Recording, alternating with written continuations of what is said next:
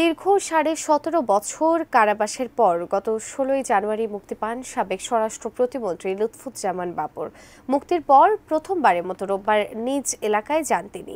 সেখানে বিএনপির সংবর্ধনা অনুষ্ঠানে বাবর বলেন, ফাঁসির মঞ্চে দাঁড়িয়েও আমি সত্য কথা বলবো। সেই সাথে দেশের স্বাধীনতা সার্বভৌমত্ব রক্ষার জন্য জীবন বাজি রাখতেও রাজি তিনি। আরও জানাচ্ছেন এসআই রাজ।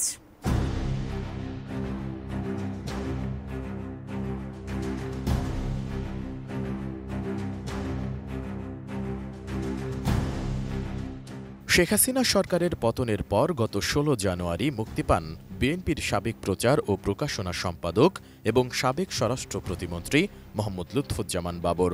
এরপর গত 30 জানুয়ারি পবিত্র ওমরা পালনের জন্য সৌদি আরবে যাওয়ার পথে হঠাৎ অসুস্থ হয়ে দুবাইতে একটি হাসপাতালে চিকিৎসা গ্রহণ করেন।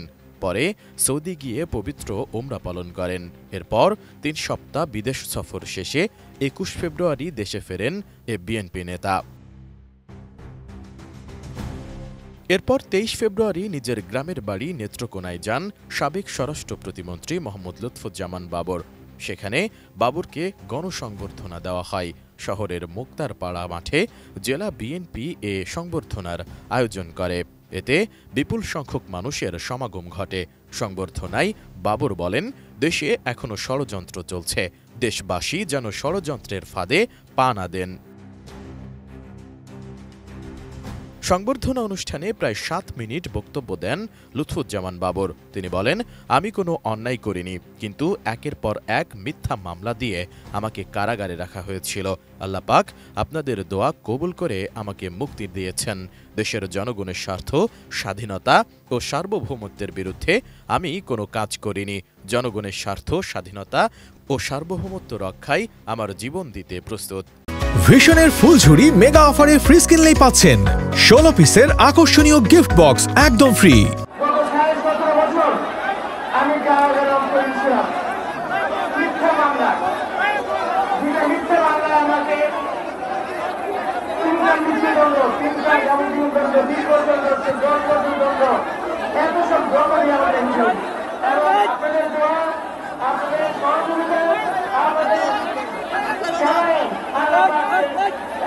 আপনাদের দোয়া কবুল করছে এবং আমি আজকে আপনাদের কাছে আসি।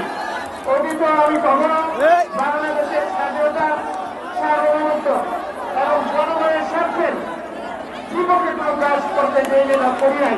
সত্যের জয় হয়েছে দাবি করে বাবর বলেন, আওয়ামী লীগ আমার নেতা তারেক রহমান ও নেত্রী বেগম খালেদা জিয়ার প্রতি মিথ্যা সাক্ষী দিতে চাপ দিয়েছিল, কিন্তু আমি এসব পরোয়া করিনি, শুধু আল্লাহকে ডেকেছি, সত্যের জয় হয়েছে।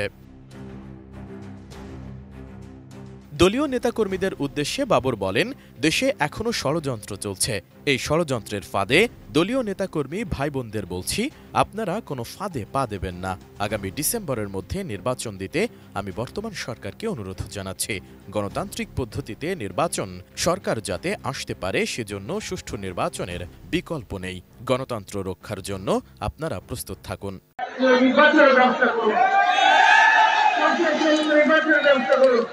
যার মাধ্যমে জনগণ তাদের ভোট চাকরি দিতে পারে এবং নতুন গণতান্ত্রিক নির্বাচিত সরকার আসতে পারে। এবং আপনারা এটাও দেখেছেন, এখন অনেক ষড়যন্ত্র চলছে। সেই ষড়যন্ত্র আপনারা সবাই দেখেন, আপনারা সবাই। লুৎফুজ্জামান বাবর 1991 সালে 5ম জাতীয় সংসদ নির্বাচনে নেত্রকোনা 4 আসন থেকে প্রথমবারের মতো সংসদ সদস্য নির্বাচিত হন। পরবর্তী সময়ে আরও 2 বার এমপি হন তিনি। 2001 সালে বিএনপি সরকার গঠন করলে বাবর পান স্বরাষ্ট্র প্রতিমন্ত্রীর দায়িত্ব। সে সময় তিনি বেশ প্রভাবশালী ছিলেন, তবে তার রাজনৈতিক ক্যারিয়ারে বড় ধাক্কা আসে 1/11-এর সময়। রাজনৈতিক পট পরিবর্তনের পর 2007 সালের 28 মে গ্রেপ্তার হন তিনি। 21 আগস্ট গ্রেনেড হামলা, চট্টগ্রামে 10 ট্রাক অস্ত্র মামলা সহ একাধিক মামলায় দীর্ঘ কারাবাসে থাকতে হয় সাবেক এই প্রতিমন্ত্রীকে। এসআই রাজ, এটিএন নিউজ।